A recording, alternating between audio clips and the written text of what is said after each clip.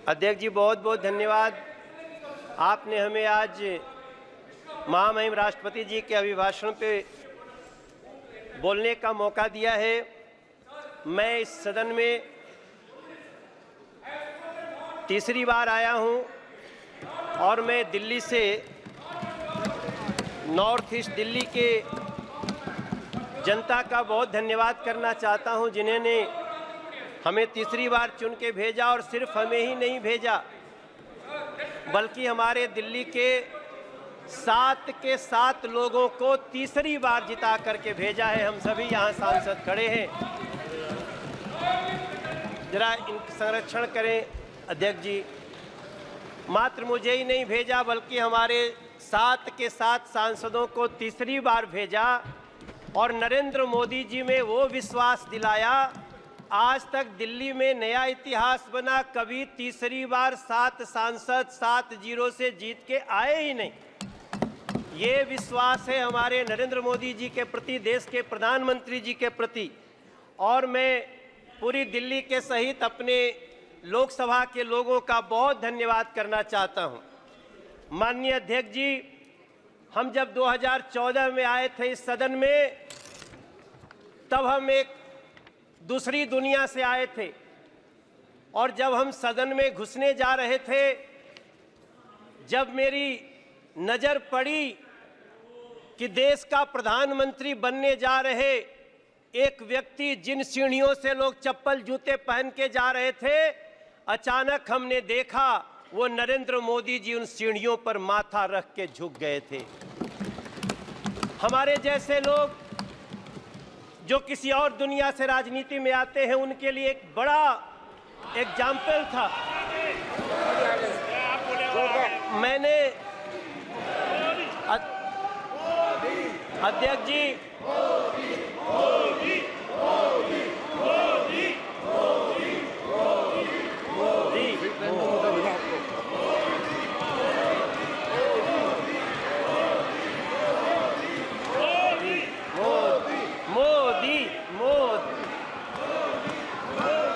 भारत माता की।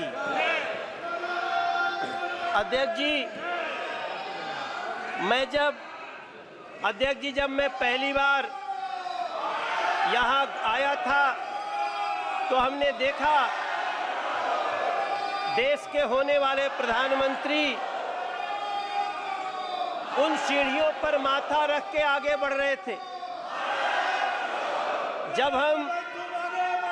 जब हम दूसरी बार, माननीय अध्यक्ष जी, जब हम दूसरी बार 2019 में जब हम संसद में आए तो हमने देखा देश के प्रधानमंत्री पद पे आ रहे नरेंद्र मोदी जी ने सबसे पहले संविधान को ऐसे माथा झुका करके प्रणाम किया। वो दृश्य हमारे लिए, और मैं समझता हूं मेरे सभी साथियों के लिए, हाथ में संविधान लेना भी ठीक है, लेकिन संविधान लहराना और संविधान की पूजा करना दोनों में अंतर है। हमने नरेंद्र मोदी जी को संविधान की पूजा करते हुए देखा है। इसलिए मैं बड़े ही विनम्रता से कहना चाहता हूं, राष्ट्रपति जी के अभिभाषण के बाद मैं जब दिल्ली के ही अपनी कुछ बातें करूंगा, दिल्ली के ही सौभाग्य को देखूंगा। कोई द्वारका एक्सप्रेस पे जा करके गाड़ी चलाता होगा, तब उसको समझ में आता होगा कि सरकार क्या होती है और कैसे लोगों का काम होता है। NH-24 पे जाते होंगे, आज दिल्ली मेरठ तक चली गई है अध्यक्ष जी। आज लोग दिल्ली में मेरठ से काम करने आते हैं और 35 से 40 मिनट में पहुंचते हैं। तब हम सबको गर्व होना चाहिए। हमें गर्व क्यों नहीं होना चाहिए जब हमें पता चलता है कि देश के 4 करोड़ 22 लाख बेघर को पहली बार घर मिल गया। हमें क्यों नहीं गर्व होना चाहिए अध्यक्ष जी, जब 12 करोड़ घरों में टॉयलेट बन जाते हों, जब 52 करोड़ में गांव का आदमी हो। अध्यक्ष जी, हमारी माँ पहले एक हमारे गांव में काम करती थी, उनके लिए हमसे एक बार वो 20,000 रुपया मांग के दी थी, और एक दिन वही हमारी माई हमसे कहती है, ए मनोज, तू जाना तला झुरी तिवारी के मेहरारू के उनके घर मिल गई, मोदी जी घर दिले बाड़े। अध्यक्ष जी, हम जानते हैं कि गांव में घरों में टॉयलेट न होने का क्या दंश होता था। हम लोग साइकिल से जाते थे तो सड़क पे खड़ी महिलाएं खड़ी हो जाती थीं। अगर उस दंश को किसी ने दूर किया, वो नरेंद्र मोदी जी, वो सरकार, हम क्यों न गर्व करें इस पे। 13 करोड़ घरों में नल से जल लगा दिए। हम दिल्ली में पाइप से घरों में गैस जा रही है, पाइप से गैस जा रही है, और दिल्ली में एक बैठी हुई आम आदमी पार्टी की सरकार नल से जल तक नहीं दे पाई। हम ये भी दंश इसी दिल्ली में देख रहे हैं। अध्यक्ष जी, कभी भारत मंडपम देखिए। मेरे विपक्ष के भी साथी लोग, आप लोग जाइए। आप जब जाएंगे तो आपको गर्व होगा। आप कभी, हाँ दादा, होता है, होगा। आप कभी यशोभूमि को देखिए, आप कभी बाबा साहब भीमराव अंबेडकर स्टडी सेंटर को देखिए। इसी दिल्ली में जिस बाबा साहब भीमराव अंबेडकर को अंतिम क्रिया के लिए 1 कट्ठा जमीन नहीं दिया गया, बुरा मत मानना, नाराज मत होना, उसी दिल्ली के हृदय में नरेंद्र मोदी जी ने 5 एकड़ में बाबा साहब का स्टडी सेंटर बना के दिया है। ये होता है सम्मान संविधान के प्रति और संविधान के बनाने वालों के प्रति। मुझे बहुत वेदना के साथ टीएमसी के एक हमारे सांसद, मेरे प्रिय साथी, आज आपने एक्ट्रेस के नाम पे क्या दिया? क्या एक महिला को आप देखो, बुरा मत मानना, हाथ जोड़ के, आपको ये बात, इस तरह से महिलाओं का अपमान नहीं करना चाहिए। कल्याण दादा, नहीं, नहीं करना चाहिए। मैं आपसे प्रार्थना करता हूं, आप कोई एक्ट्रेस को सिर्फ देखने वाली वस्तु महिलाओं को न समझा जाए, हम आपसे प्रार्थना करते हैं। हमें गर्व इस बात का होना चाहिए। अध्यक्ष जी, माफी चाहता हूं। अध्यक्ष जी, मैं खत्म करूंगा। मुझे गर्व तब होना चाहिए जब इस दिल्ली में, अब इस देश में, नहीं, हम गुमराह नहीं कर रहे हैं। अगर आप दादा, कोई बात नहीं दादा, अब इस देश में दादा ऐसा नहीं करना चाहिए। देश के 70 साल के बुजुर्गों को अब वृद्धाश्रम भेजने की आवश्यकता नहीं। खत्म करना।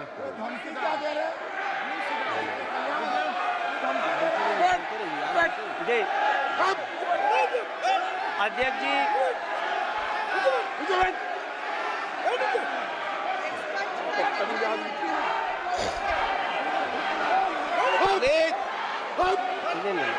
प्लीज प्लीज जी, ओके,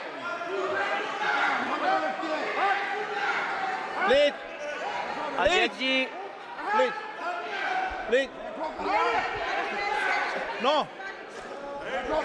अध्यक्ष जी, अध्यक्ष जी, हमको गर्व होता है वंदे भारत जैसी ट्रेन में बैठकर। हमको गर्व होता है जब 70 साल के बुजुर्ग को अब किसी वृद्धाश्रम भेजने की जरूरत नहीं पड़ेगी, हम उसका इलाज कराने के लिए मोदी सरकार खड़ी रहेगी। हमें तब गर्व होता है। अध्यक्ष जी, हमें गर्व होना चाहिए जब भ्रष्टाचारियों पर नकेल हो। इसलिए मैं प्रार्थना करता हूं अपने सभी साथियों से कि हो सके तो, हाँ गाना तो गाते हैं दादा, हम आप सभी से प्रार्थना कर, अब आज जब यहाँ से हम निकलते हैं तो हमें अपने माँ के नाम से एक पेड़ लगाने का एक अभियान जो शुरू हुआ है उसमें साथ देना चाहिए। चलिए मिलकर के माँ के नाम से एक पेड़ लगाते हैं। दादा, माँ के नाम से आप भी लगा दें। कल्याण जी, माँ के नाम से एक पेड़ लगाइए।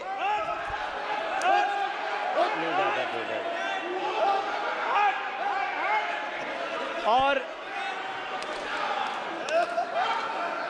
मैं अध्यक्ष जी, मैं एक लाइन के, अत्यंत अभद्र प्लीज नरेंद्र मोदी जी सरकार को प्लीज तीसरी बार अगर इस देश की जनता ने चुन के भेजा है,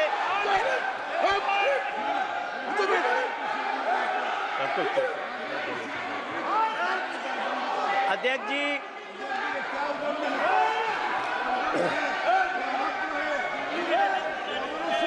बैठो।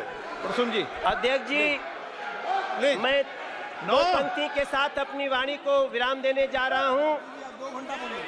नरेंद्र मोदी जी को तीसरी बार देश ने ऐसे ही नहीं चुना है।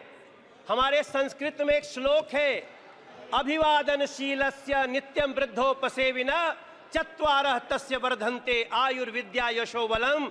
नरेंद्र मोदी जी की भी आयु बढ़े, नरेंद्र मोदी जी के सरकार की भी आयु बढ़े, ये इस देश की जनता चाहती है। आपने हमें बोलने का मौका दिया। मैं राष्ट्रपति जी के अभिभाषण को बहुत ही उत्तम मानता हूं, बहुत समर्थन करता हूं। आपको धन्यवाद देता हूं।